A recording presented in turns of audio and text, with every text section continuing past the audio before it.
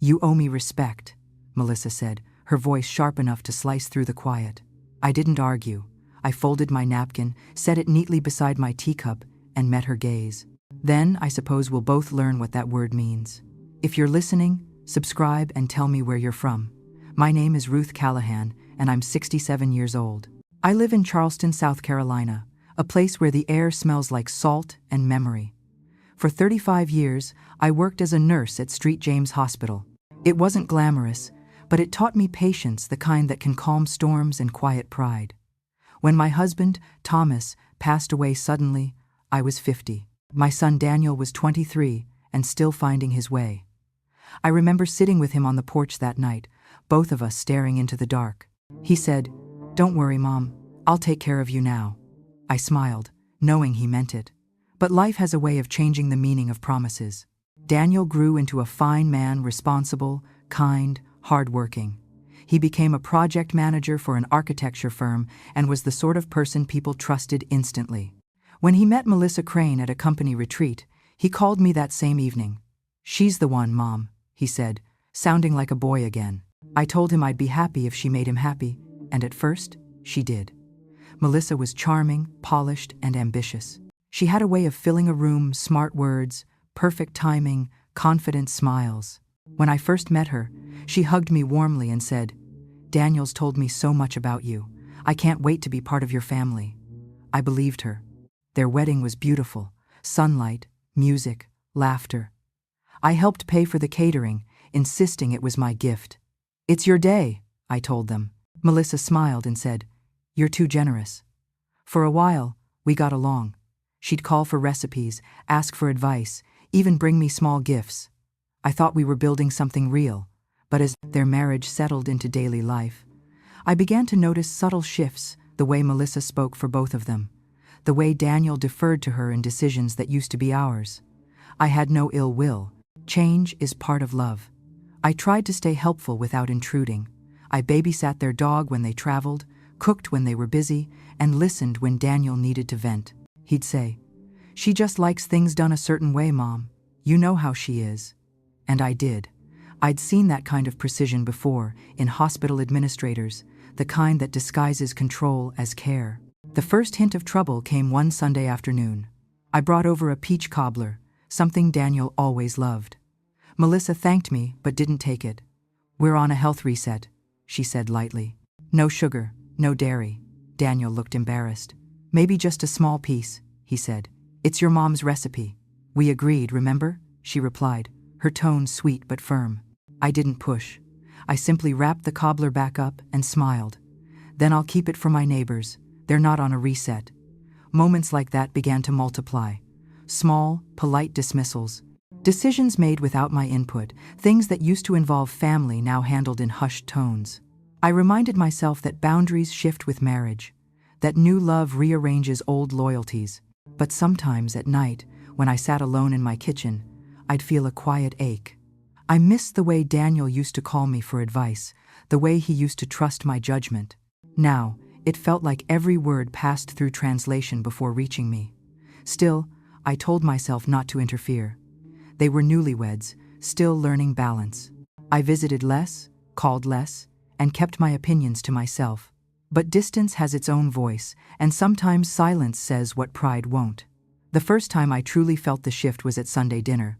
Daniel and Melissa had invited me over, a habit that had become less frequent, but still welcome.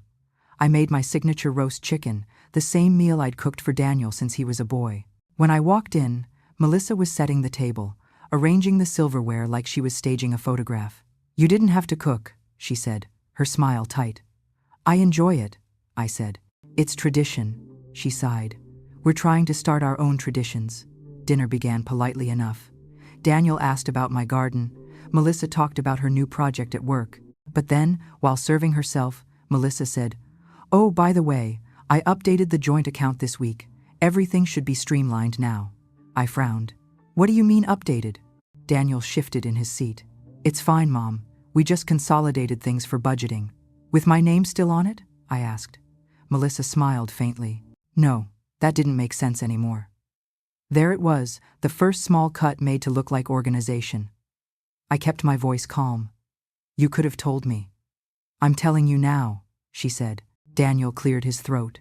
Let's not do this at dinner, I nodded. Of course. Later that night, I texted him. Did you know she took me off the account? He replied, It's just easier this way, Mom. Nothing's changed that matters. But it had. A week later, I stopped by to drop off a framed photo of Daniel and Thomas fishing at the lake, a memory I wanted him to keep near.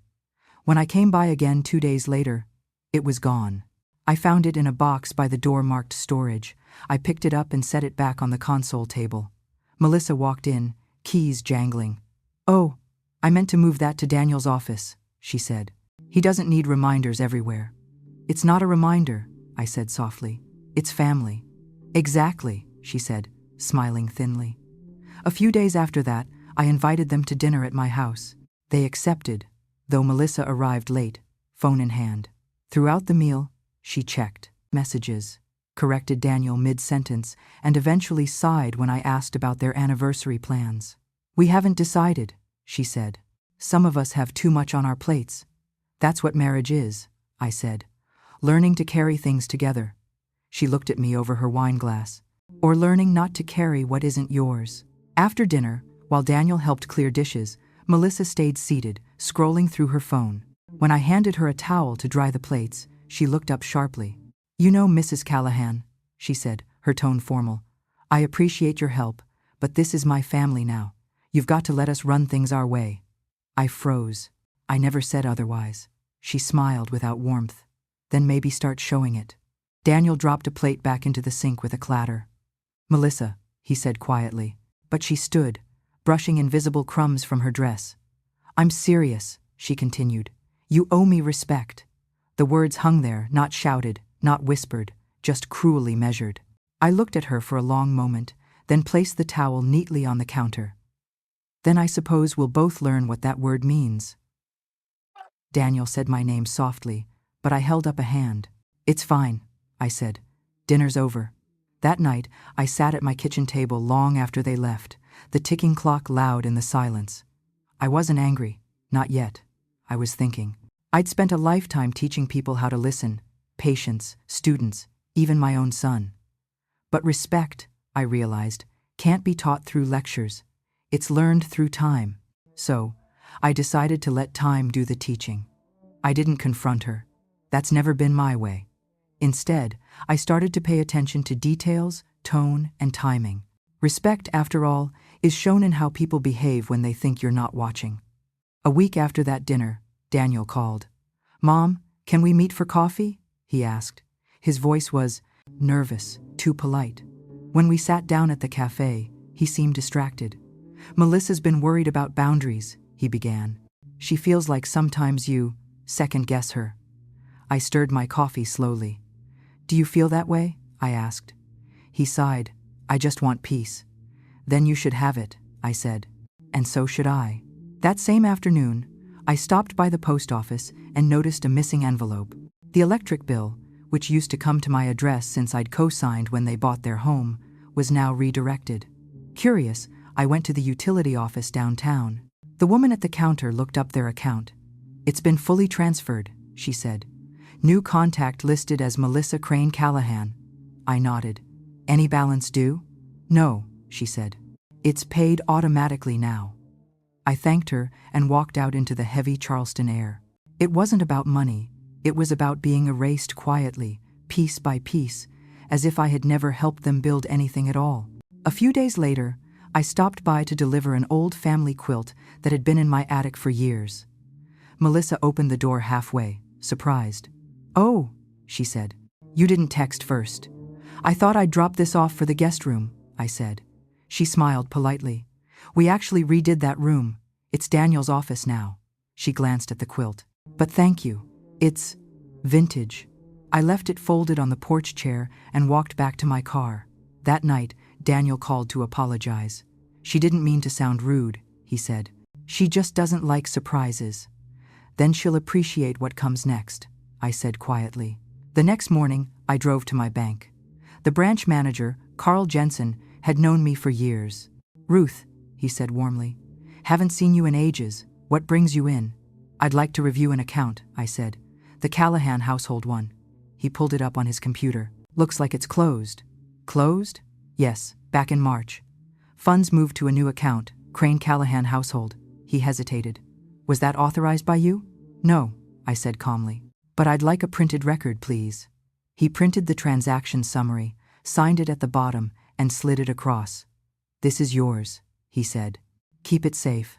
My first truth prop, a quiet proof of respect misplaced. I didn't show it to Daniel, not yet. Instead, I made a copy and placed it in a folder labeled Records of Kindness. That same week, I ran into Mrs. Torres, an old neighbor, at the farmer's market. I heard you're selling the lake cabin, she said. That place was always my favorite. I frowned. I'm not selling anything. Oh, maybe I misunderstood, she said quickly. Melissa mentioned something about putting it on the market soon. That night, I went online and searched the property database. Sure enough, there was an inquiry filed intent to transfer ownership pending verification. The applicant listed was M. Crane Callahan, referencing marital consolidation. I printed that too and placed it with the others. The next day, I drove to the county records office. The clerk, a young man with kind eyes, confirmed what I already suspected. This request hasn't been processed, he said, but it's filed. You can contest it easily since you're still the legal owner. He handed me a stamped copy with my name highlighted. You'll want to keep this. My second truth prop. On the way home, I stopped at the park and sat on a bench overlooking the water. The breeze carried the faint scent of magnolia, soft and steady. I watched families walking their dogs, children chasing bubbles, couples holding hands. It reminded me of how easily we mistake comfort for permanence. That evening, Daniel called again. Melissa thinks you're avoiding us, he said. You haven't been by in weeks. I'm giving you both space, I replied. Sometimes space helps people see what's missing. She's trying, Mom, he said. I'm sure she is, I said. And so am I. After the call, I opened my folder and looked at the two documents, the bank statement and the county record. Proof, not for revenge, but for peace. I didn't need to expose her. I just needed to understand who she really was. And understanding, I've learned, is the most powerful form of patience. I called Nina Bradley the next morning. We'd met 30 years ago in the ICU, when I was still learning to keep my nerves steady and my voice calm. Nina had always been the clever one, the nurse who understood paperwork as well as people. Now she worked for a legal aid clinic downtown, helping older clients navigate everything from wills to housing disputes. When she picked up, her voice sounded exactly the same. Ruth Callahan, she said, half laughing. I was just telling someone you're the only person I know who irons her receipts. I might start again, I replied. Do you have time for coffee? We met at a quiet cafe near the courthouse. She arrived with her glasses pushed up in her hair and a notebook already open. All right, she said. Tell me what's going on. I laid out the papers, the closed bank account, the property inquiry, the small but steady pattern of being written out of my own life. Nina listened without interrupting, her face thoughtful. When I finished, she flipped through the pages carefully. She's not stealing, she said finally. She's consolidating, drawing lines of control. It's all legal, but designed to make you feel powerless. I thought maybe I was overreacting, I said. You're not, she replied. But you're also not a victim here. You've got leverage. You just need to move with quiet precision. She drew 3 small boxes in her notebook. First, she said, separate all your finances. Move every account, investment, and insurance document into your name only. No joint anything. Second, safeguard your property titles, the house, the cabin, the car. File a restriction notice if you have to. Third, she paused, looking up at me. Stop arguing. Stop trying to prove what you already know. Let her believe she's won, and then build your peace outside her reach. I nodded slowly, letting the logic settle. That last part might be the hardest, I said. Then start there, she said. You've always been too generous with your explanations. Silence can't be misquoted. We spent another hour going over the details, contact numbers, online filings, notarized signatures. By the end, Nina had drawn up a simple plan. You'll handle this with grace, she said. Grace, not forgiveness, they're different things. One you give to others, the other you give to yourself. I left the cafe feeling lighter, almost steady. That afternoon, I opened new accounts at a smaller community bank. The manager asked if I wanted to transfer my pension deposit. Yes, I said. Completely. I moved every recurring bill into my own name and changed my mailing address to a post office box. It took less than an hour to reclaim what had taken months to slip away. At home, I locked the documents in a small fireproof box and placed it in my closet. Then I made myself tea and sat by the window, watching the afternoon light shift across the walls. It felt like drawing a boundary, quiet, invisible, but solid. Nina called later that evening to check in. "How'd it go?" she asked. "Efficiently," I said. "I'm learning to be my own witness again," she laughed softly. "Good. Because when time finally does its work, you'll want to be standing still enough to watch." Before bed, I opened my notebook and wrote her words down. Grace isn't forgiveness, it's preparation. I didn't know then how true that would become. The weeks that followed felt like a slow tightening of strings, small, deliberate, impossible to ignore. Melissa began to test how far she could stretch the idea of control before it looked like cruelty. The first week, she stopped including me in family updates. Daniel used to text me about everything: doctor appointments, travel plans, even photos of their dog. Now, I found out about things through mutual friends. When I asked him about it, he said, "Melissa's just trying to streamline communication. She thinks I get distracted when too many people are involved." I smiled and said, "I didn't realize love was a distraction." He went quiet after that. Then came the holidays. I used to host Thanksgiving, a tradition since Daniel was 5. That year, Melissa sent a group email titled "Thanksgiving at the Callahan's New Format." In it, she wrote, "We'll host this year. Please bring a side dish if you'd like, but no need to worry about the menu." There was no warmth in the message, no signature beyond "Best, Melissa." I decided not to reply. Instead, I cooked a small meal for myself, 1 plate, 1 fork, and a quiet prayer for patience. A few days later, I learned through a mutual acquaintance that Melissa had been telling people I was having a hard time letting go. That phrase lingered with me. It was the sort of thing people say when they want to sound kind while being cruel.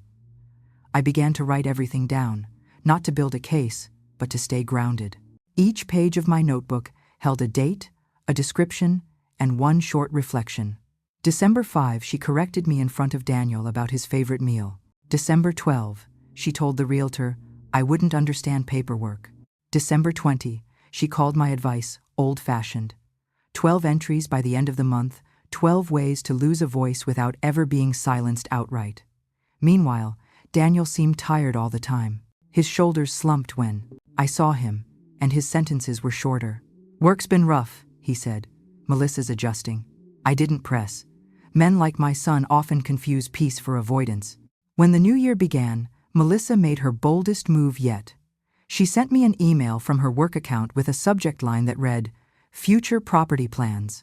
The message was polished, detached, and oddly formal. She thanked me for helping Daniel through the years and said that, moving forward, they were simplifying family assets for estate clarity.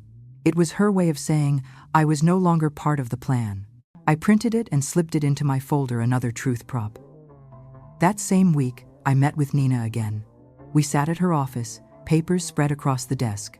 "She's trying to rewrite the story," Nina said, scanning the email. "She wants to appear reasonable while isolating you. Classic strategy." "Then let her," I said. "I've already written the ending." Nina smiled. "What are you planning?" "To outlast her," I said, quietly. And so I did.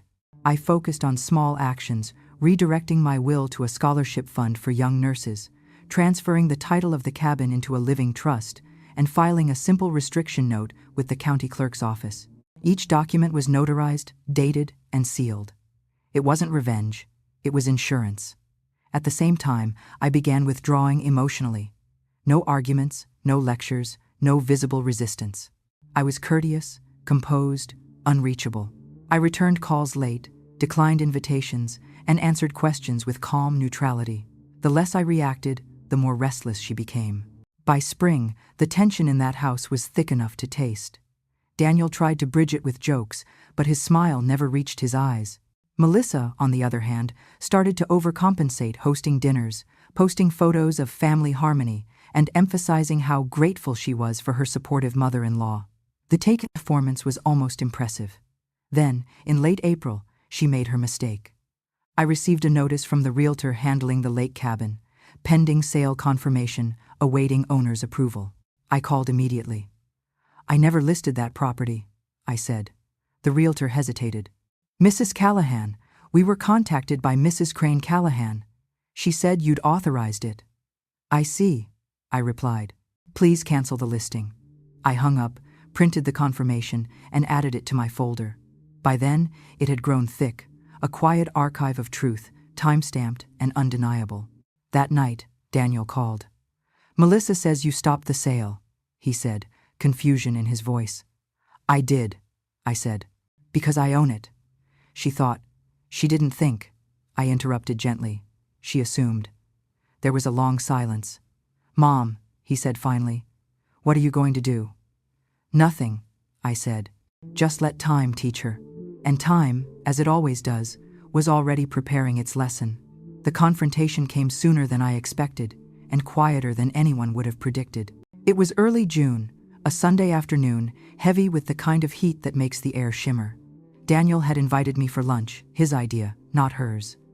"We should all sit down," he said on the phone. His voice had that tired optimism people use when they're hoping for a clean slate. I agreed. When I arrived, Melissa greeted me at the door with her usual brightness all surface, no warmth. "So glad you could make it," she said, stepping aside. The table was already set, perfectly symmetrical. I noticed the extra chair, the one she'd moved out months ago, placed back at its usual spot. Small theater, I thought. Lunch began pleasantly enough. Daniel talked about work, Melissa about a new charity project. I listened, smiling, saying little. Halfway through the meal, she placed a thick folder on the table and said, "There's something important we need to discuss." Daniel looked uneasy. "Melissa," he said, "maybe not now." "It's the perfect time," she replied. "We're all here." She opened the folder and slid a few pages toward me. "This is about the lake cabin," she said. "Daniel and I have been reviewing options, and it doesn't make sense to hold on to unused property. We'd like your support in moving forward with the sale." I didn't touch the papers. "My support?" I asked. "Yes," she said, her tone patient but rehearsed. "We'd all benefit from a clean transition. The funds could go toward our future family growth, maybe even a new house." I looked at Daniel.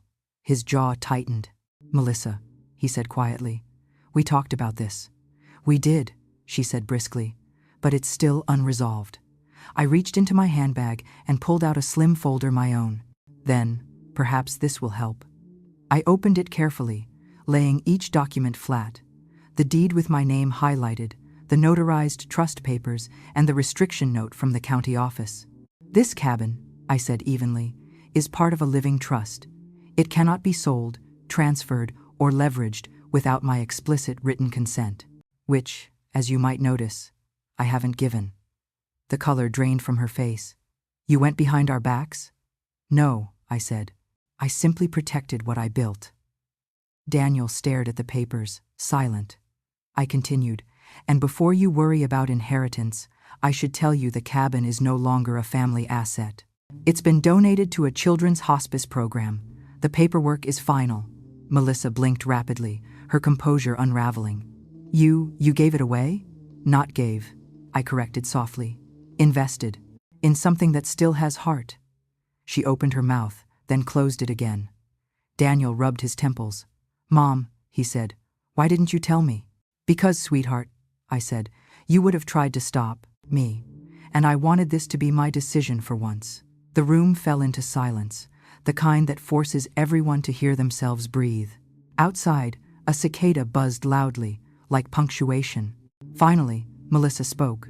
Her voice was tight, trembling. "You've embarrassed us." I looked at her kindly. "No, dear. I've educated you." She pushed back her chair, muttering something under her breath, and left the table. Daniel watched her go, then turned back to me. "She didn't mean—" "She did," I said. "But it doesn't matter. Time will soften her edges if she lets it." He leaned back, eyes weary. "You always find a way to win." "It's not winning," I said. It's remembering who taught you how to stand up straight. We finished lunch quietly after that, the conversation drifting to safer topics. When I stood to leave, Daniel followed me to the door. "Mom," he said softly. "I'm sorry." I touched his cheek. "Don't be. You're learning too." As I walked to my car, I saw Melissa through the window, sitting alone at the table, the papers still spread before her. She wasn't angry anymore. She looked stunned, small, almost human. It wasn't humiliation that reached her, it was realization. The truth had spoken calmly, and it didn't need to shout. When I got home, I placed my folder back in its drawer. The papers weren't trophies, they were proof of a boundary drawn without bitterness. That night, I slept soundly for the first time in months. Respect, I realized, doesn't arrive when demanded. It blooms when time proves who earned it. The next morning began like any other, except the air felt lighter. I made coffee, fed the cat, and opened the window to let the day in. Outside, the neighborhood stirred, sprinklers ticking, birds announcing their routine. I had no messages from Daniel, no apologies from Melissa, and for the first time in a long while, that silence felt like peace rather than punishment. 2 days passed before Daniel showed up. He didn't call first, just knocked softly like he used to when he was little. I opened the door, and he stood there with a grocery bag in hand. "Brought lunch," he said. "Something simple." I smiled. "You remembered I like simple." We sat at the kitchen table, the same spot where I used to help him with homework, now shared in quiet understanding. He unpacked sandwiches and sweet tea, both from the cafe near his office. For a while, we just ate. Then he said, "She's been quiet." "I can imagine," I replied. "I didn't mean to blindside her, Mom." "I know," I said. "You were caught in the middle. That's a hard place to stand." He nodded. "She thought you didn't trust her." "I didn't need to," I said softly. "Trust is earned by truth, not titles." He sighed. "She's been thinking a lot. Said maybe she went too far, trying to prove herself." "That's pride," I said. "It's what people use when they're scared of not belonging." "So, what do we do now?" he asked. "You live," I said. "You build a life with her. You make it kinder." Before he left, he handed me a small envelope. "She wanted you to have this," he said. Inside was a short note in Melissa's neat handwriting. "I understand now. Respect isn't owed. It's practiced. Thank you for the lesson." I folded it carefully and placed it in my drawer beside the property documents, not out of pride, but gratitude. Over the next few weeks, things softened. Daniel stopped apologizing for Melissa and started speaking for himself again.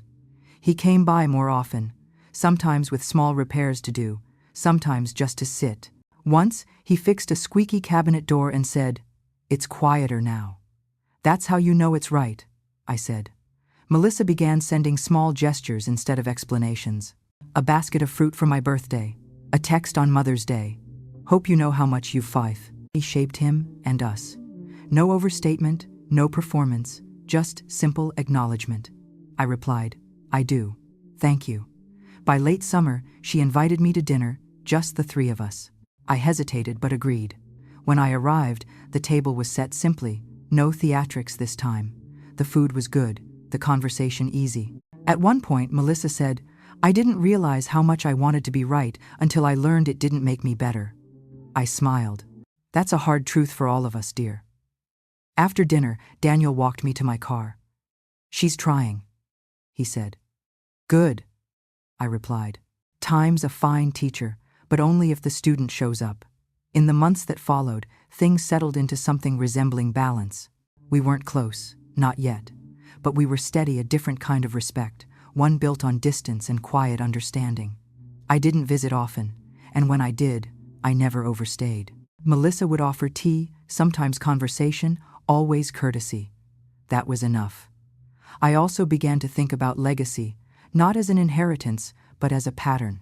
I sold a small rental property I'd kept for years and donated part of the proceeds to a nursing scholarship fund. Nina helped me with the paperwork. "Still teaching," she said with a grin. "Always," I replied. "Some lessons don't need classrooms." In early autumn, Daniel brought me a framed photo of the cabin, now part of the hospice grounds, sunlight spilling through the trees. "They named the play area after you," he said, "the Callahan Garden." I ran my hand over the glass. Then I guess respect did find its way home. We sat in silence for a while, the kind that feels like completion. When he left, I poured myself tea, stood by the window, and watched the evening light fall across the street. I thought about the woman Melissa had been, and the one she might still become. Maybe respect isn't a gift you give once. Maybe it's something you keep teaching until someone learns to carry it themselves. 3 months later, the season turned, and with it, so did the rhythm of our lives. The sharp edges of what had been hard softened into something quieter, more truthful. Daniel and Melissa moved into a new house across town, smaller, simpler, closer to his office. He called it a fresh start. I visited once. The walls were still bare, but there was laughter in the rooms, and that was enough for me. One afternoon, I received a letter from the Hospice Foundation. They'd enclosed a photo of the lake cabin now restored, children's drawings taped to the walls, a plaque by the door reading, "The Callahan Garden House, a place for healing and rest." Beneath it was a short note from the director. "Your generosity built more than a space. It built a reminder that kindness has roots that outlast pride." I sat by the window with that letter, sunlight warming the paper. It struck me that peace doesn't come when you're understood. It comes when you no longer need to be. That weekend, Daniel and Melissa came by for lunch. She brought a pie store-bought, but offered sincerely. "I know it's not yours," she said, smiling shyly, "but I thought I'd try." I cut 2 slices and handed her one. "It's perfect," I said, and meant it. As they left, Melissa hugged me not out of obligation, but choice. "Thank you," she whispered, "for not giving up on us." "You learned," I said. "That's all I ever hoped for." After they drove off, I stood on the porch for a long time, listening to the sound of the street children playing, a dog barking, a lawnmower starting somewhere down the block. Ordinary sounds, peaceful sounds. I thought about all the ways respect had circled back, not through confrontation or apology, but through time doing its quiet work. It reminded me that dignity isn't defended, it's lived. I closed the door, made myself a cup of tea, and smiled. "Thanks for listening," I murmured to the quiet room. Share your story in the comments, your voice matters.